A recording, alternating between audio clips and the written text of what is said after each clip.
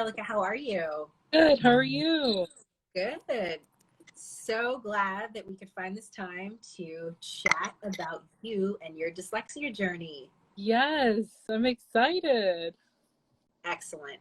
So, everyone who is tuning in, thank you so much for popping on a Friday.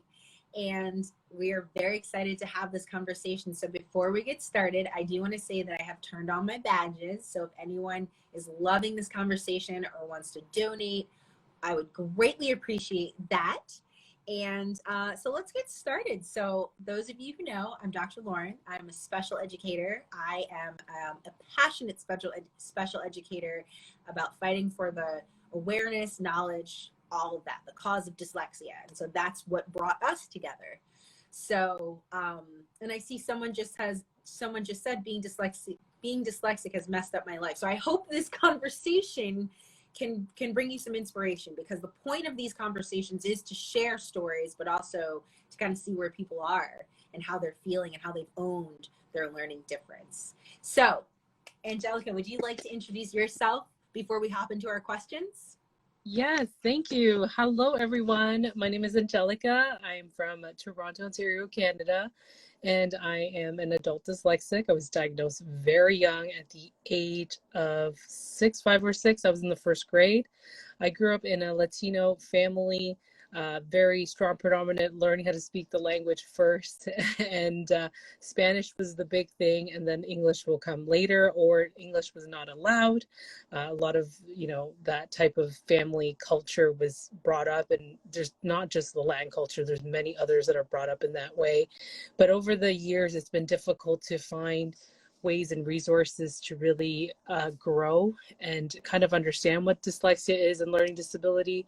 I went through a lot of examinations and stuff, and they did diagnose me with dyslexia and a learning disability. And the thing is just, you're starting to figure out, like, how am I feeling so much in school? What else could I do? You go through different emotions, depression, you're very sad, you're upset, and you're just like, what am I going to do in my life? Like, seriously, when you're being told that you're not going to accomplish much or do anything at this case. And I was just like, what else could I do? But throughout my journey through high school, primary school and high school, it was just my parents' support. My parents' support was really there for me, and they really taught me different things along the way, but they supported me in everything that I did, and that's the biggest thing that brought me here today. I've accomplished so much. I went to school for architectural technology. I went to school for personal training. I went and took classes for photography, and I went to personal training school twice at different locations, but I have 2 different certificates, and also for photography. And I'm a podcaster as well, part-time, and I interview people just like Dr. Lauren, because, you're just so intrigued by other people's stories, and it helped me boost my confidence. I'm part of the Learning Disability Association as a speaker, and there's been opportunities for me to speak in different schools in the US. So I just love sharing my story and being able to share the accomplishments that I was able to finally, accept the past 5 years, because it's hard, and it took a while for me to say, I have this learning disability. How do I move on from it? Right. So I have to say, it's like you summarized your Instagram handle in your summary. You really are a little bit of everything. Like when you said, like what you went to school for and things you've done, like, I love that. So, Angelica, thank you so much for kind of opening up our audience to let them know a little bit about you. So I actually want to touch on the fact that you talked about how you're Canadian and you're also Latin. And I know we had discussed prior to this live how English was just not, you couldn't practice it at home. And that was really, really hard. And it made it difficult for you to, like, you're at school and they're teaching you English, and at home it was like, no. So what was that like for you, and at what turning point was it for you to realize, like, listen, I've got to, like, practice this at home, and my parents need to learn how to not be dependent on me to understand, like, hey, here's English, So can you unpack that a little bit for our audience? Yes, for sure. So growing up, it's always been that thing. Like, you always have to speak Spanish no matter what. And I didn't really understood it. I was just upset that the fact that I would come home and, you know, talk to them in English, but then didn't realize that they didn't understand fully. Because I remember my mom going to English classes. My dad worked in the construction industry.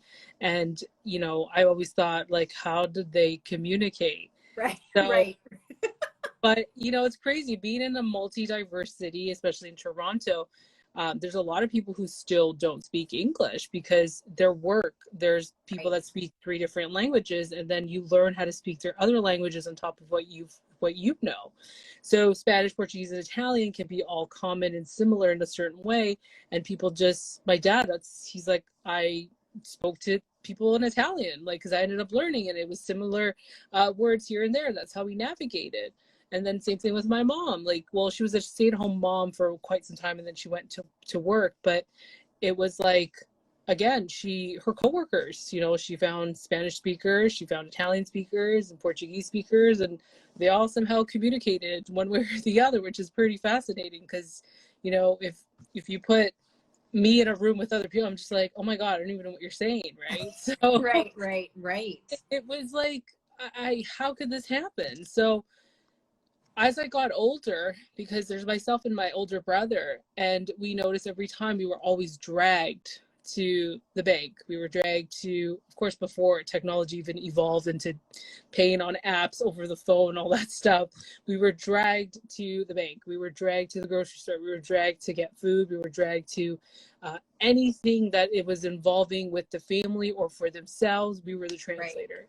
And it got really frustrating because you have a learning disability and you're trying to figure out, okay, so how is this benefiting me? It felt like I was being held back, and I tried to, you know, wrap my mind about it. Yes, I've watched TV. We were allowed to watch regular TV, obviously, but within the household, having dinner or speaking to them, it was so important for us to learn our native tongue, because as we get older, you never know when you're able Right. to use.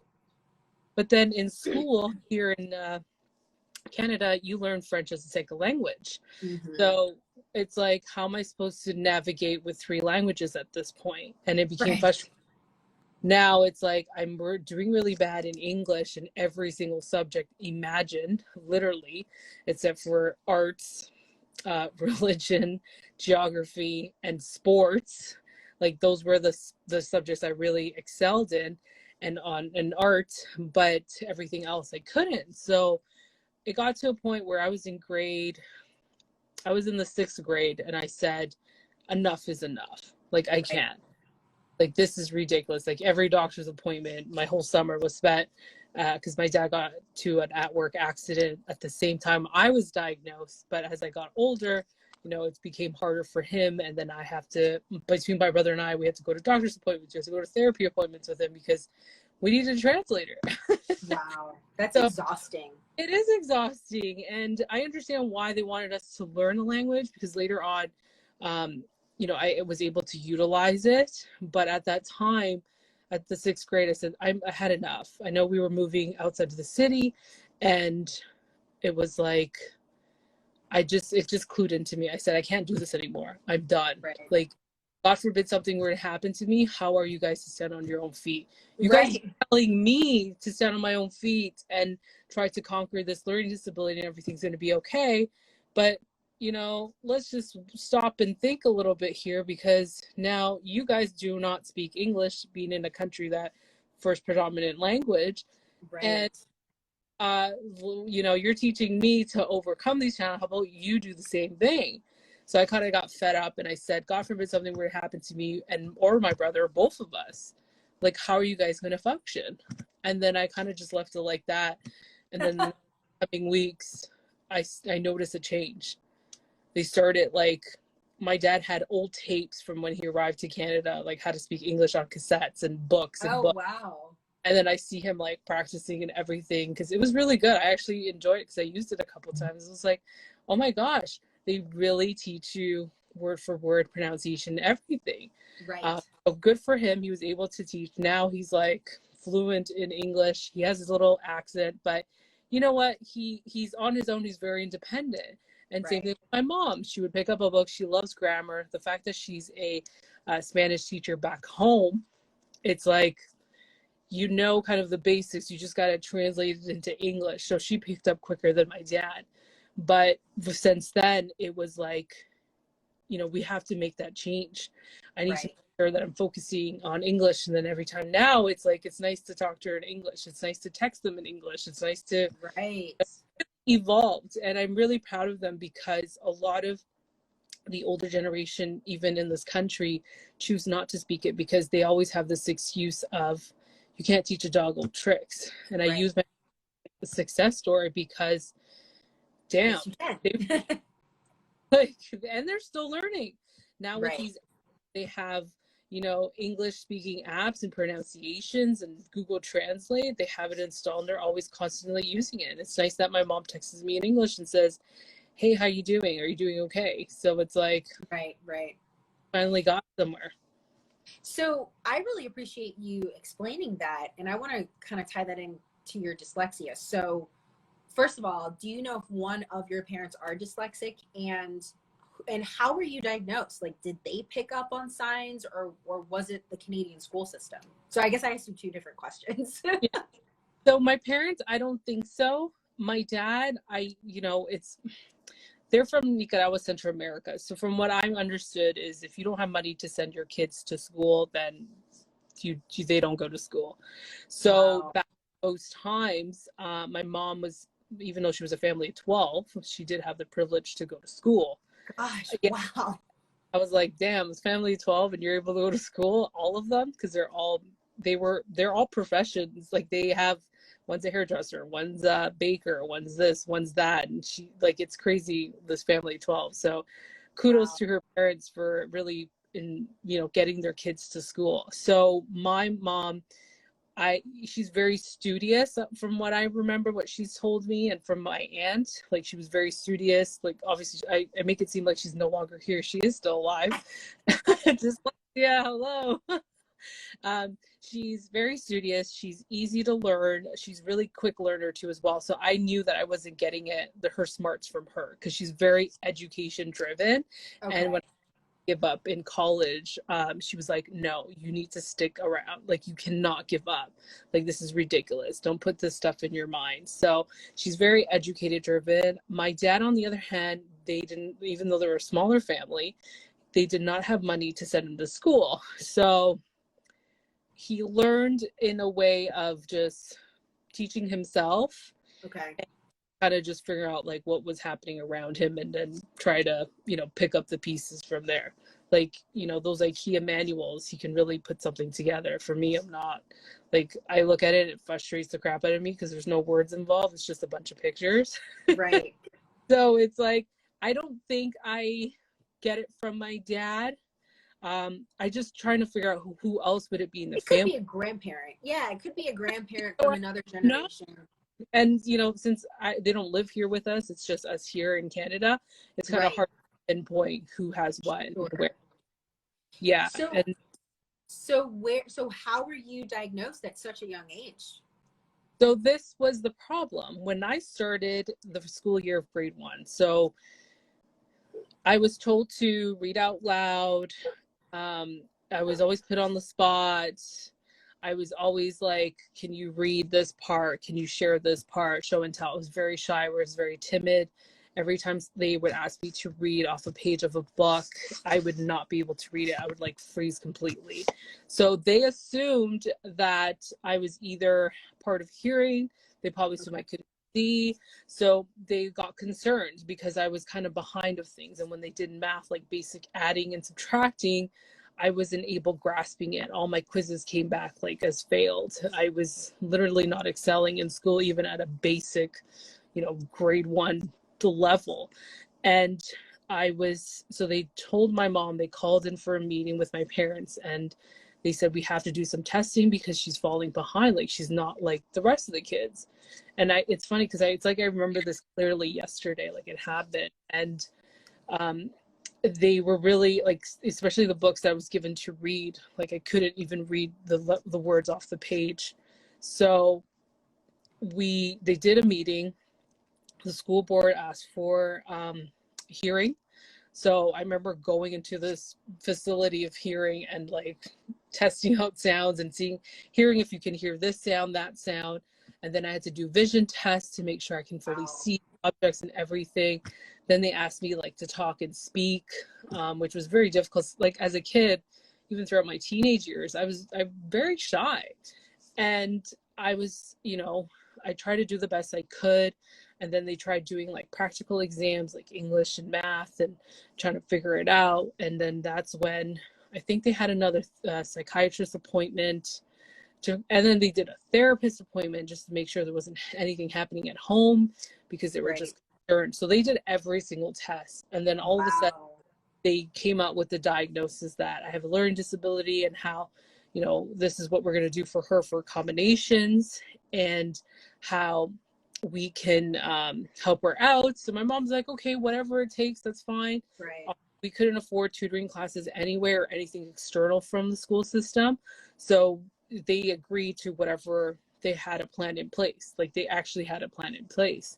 But then as I got older, realizing what special ed classes were, I did not like the environment. Like you're being from your homeroom, which I completely understand. But then you're put into a room that is split in half between, people who actually need the actual attention of a learning disability with their work versus the people who have physical disabilities that need extra attention. And then you've got two people monitoring that classroom, and I can say, and I'm very confident, they were not teachers. They were just helpers. And it's harder for you to, because I remember when asking questions about like I don't even know what the teacher taught in order for them to help me. So I was just like, this is not going to work out. But as I got older, I just kept getting frustrated. I just didn't like that. I was just like, how could you put a child or a bunch of kids who have a learning disability, and not, you got these helpers who were your hall monitors too, trying to help you with your schoolwork if they don't really know themselves. Right. Yeah, so you touched on a lot of really interesting things. You talked about your journey of getting diagnosed, which in some ways sounds positive, that they were trying to at least figure out what was going on. Like they didn't want to give up, which is great. But I hear you about the special ed world and the classrooms and the pullout and all of that. So I actually want to ask my next question. Do you feel that the Canadian school system failed you as a dyslexic learner? I'm sure it's a complex question. They did, because so it was an easy question. They did. They didn't have enough resources. That was primary school, and going into high school, it was the same thing. Like it was right off the bat, they knew like, okay, we have your special ed. We need to get you an ESL English, which ESL English is like literally like how to speak. I don't need ESL English. I need to just be in regular English, because I've been in the school system. I was born here. Like, I'm not just, I didn't come to this country, which was nice. They had that for students who just came and they're going into high school. But again, it's that separation. And it was more kids in high school. And then there was more kids with physical disabilities too, as well, being mixed into this classroom. And you're not getting the same attention. And I got really frustrated. A waste of time. And then when I was in the 10th grade, I skipped a couple of their classes. And then obviously, you know what it is like when you skip a class, it's like the end of the world. And my dad, I spoke to him and I said, I need you to talk to my guidance counselor, because I feel like I'm wasting so much time. Like if this is what I'd rather take like a different course that's going to benefit me. And, after talks with my parents, they said, sure, like we'll do whatever it takes. If you feel like this is useless to you, then we'll do it. And then getting into college, they knew that I had a learning disability. So I was thinking, okay, maybe this will be different. Maybe this is something like, it's actually better because it's college, it's university. And with college, really it's not much different from high school. Right, They right. start you off in the basics of English, and then I had to fight to drop out of that class and go into a regular English class because, again, I did not just arrive in this country. I was born in this country. So when it came to accommodations, there wasn't really much accommodations in every course. So I was trying to figure out, okay, so then what do you do? Like, is it just useless at this point? Which I didn't care. It's just I needed to know what I had available in order to kind of figure out how to navigate through college. So that's Right. what I find going through primary school, secondary school, and then high school and college. I didn't have enough resources. So I managed to pull through. But again, it's just, I hope now, which I've heard, there's extracurricular programs. There's more teachers being educated in special education and learning disabilities as a whole. So I'm hoping it's become better. Right, right. Well, you have shared so much information about your journey, about being dyslexic and your experience with the Canadian school system. And I know that people have been in and out of this live. And if those of you who just popped on, I would love if you could watch it from the beginning to kind of hear more of Angelica's story. But I always like to end on a positive high note. So we are coming to the end of our interview, and I want to hear a lot about you being the Latin Podcast Award winner in 2020 and tell us a little bit about your podcast and what you do and all of that. So my podcast is called A Little Bit of Everything with Me. Yes, it's super long. I'm always, why did I pick this name? But again, it's because it's a little bit of everything. I cannot stick to one subject. And I feel like that's the creativity and the creativeness that's come from the dyslexia part. Right. Started it because 5 years ago, I finally accepted that I had this learning disability. There was a lot of mind, body, and soul. Like 5 years ago, I'm 32. I was diagnosed when I was 6. It took a long time for me to say, wow, there's no magic pill. There is nothing I can do. But when I look back at my accomplishments, I said, I want to build confidence. I want to be able to speak. I want to be able to help other kids, young adults, and parents to really understand, like, we do have hope. We're able to do anything we want at a different pace. But, there's a lot of work involved in parent support to help your child get to be where they need to be. And I said, what's the best way of gaining that confidence? Because again, I was a very shy person, extremely shy. Like I wouldn't even talk to a stranger. And probably if I didn't start podcasting, I'd probably be like the boringest person ever. So I decided, let me get my feet wet. Let me see what I can do. So I ended up starting a podcast, and it's interview based. I interview guests from different professions, and we talk about their ups and downs of their journey to success. And also, I also do solo episodes. I recap reality TV. So it's a 5-day schedule from Monday to Friday. And again, it's because I cannot stick to one thing. Right, and that's like with dyslexia, you're a multitasker. Like I do so many things at the same time, trying to push myself to that limit in order to see how far I can go. Right. And, I previously had a small business in personal training. I did that. I'm glad I was able to experience that part of owning a business and, going to school for it on top of that. So as you look back to your accomplishments, I said, I think podcasting is going to be the next thing for me. And I'm allowed to be able to do so much. And with the Latin Podcast Awards, because you're able to enter your podcasts into awards in different areas, regions, or associations, I ended up, it's been 2.5 years of podcasting. Well, at that time was about a year into podcasting. Let me see where my podcast is going to go. I want to get kind of an idea of the work that I put into and all the accomplishments. And once I was able to enter in for the podcast, waited a couple months, and I said, whatever happens, happens.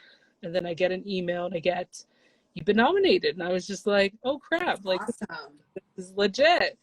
And, a couple months later, last year around, I think it was October, the same month. So with the Latin Podcast Awards, they do the awards ceremony in Spanish Heritage Month between September and October.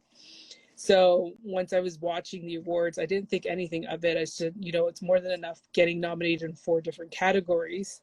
And I said, it is what it is, until they announced me and my podcast the winner for bilingual. And that's awesome. I was just like, no, this can't happen. But when you hear yourself and your acceptance speeches, because you have to submit everything, because it's a whole production, especially when it's COVID times, they're Right.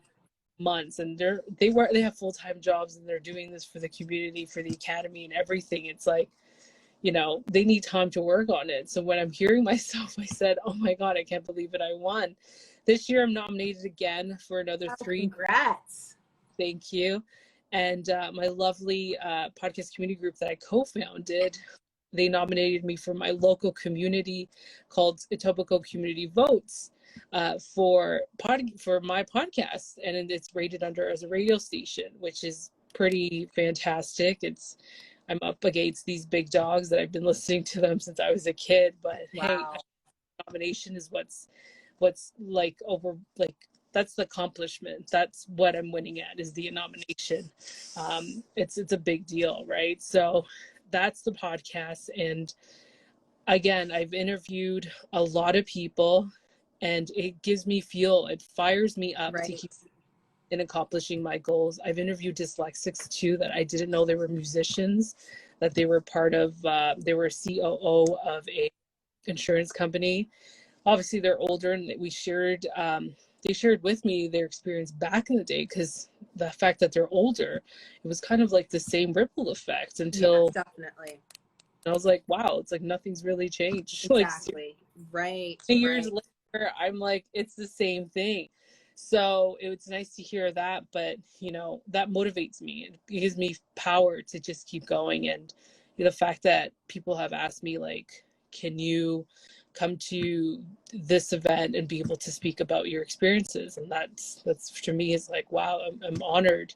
And all these guests have told me, you have such a great voice for podcasting, that I didn't think anything of it. And I was just like, oh, please, they're just being way too nice. But after interviewing 150 people in the first year, you're kind of like, okay, I can do this. Yeah. This is a sign. So I ended up applying to agencies locally, and one of them called me for an interview, and it wasn't for acting, it was just for voiceover work. And I kid you not, this woman's like, it's just going to be 15 to 20 minutes in her email. And I said, yeah, okay, that's the industry, right? They just want to look at you, hear you talk a couple words, and then if they like you, they like you. If they don't, they don't. Right. And all of a sudden, an hour and a half later, being in her office, which was an extremely long time to be in an agency's office, right. She's like, offer you a contract for representation, because I feel like you have a gift and you can really show other people what what you can do and accomplish. And she told me how she different dyslexics on her roster, everything, who are actors, and I was just like, I guess this is a sign. I got to jump on it. So besides that, I work a full-time, and I do a lot. Again, it's because of my creativity and this gift. This is a gift, and I feel like everybody who is on this path or kind of trying to find themselves, you can't get rid of it. You really can't. It's a part of who you are. Definitely. And the best part of it is we're super creative. Right. Most of us, I know, are super creative. I know the others, I commend them, who have like master's and PhD in English. I'm just like, I don't know how, but that's freaking fantastic. But we're creative, and utilize your creativity to do what you want to do in life. Definitely. So I want to say thank you so much for sharing your story and sharing your triumphs and all the amazing things that you are doing. And I continue to wish you the best of luck, and just such amazing things are coming for you in your future. So Angelica, thank you so much for finding this time to share your story. And if you're watching this later, I hope you enjoyed this interview, and share it with anyone who you feel could benefit or could learn anything from this interview. So thanks again for your time. Thank you so much.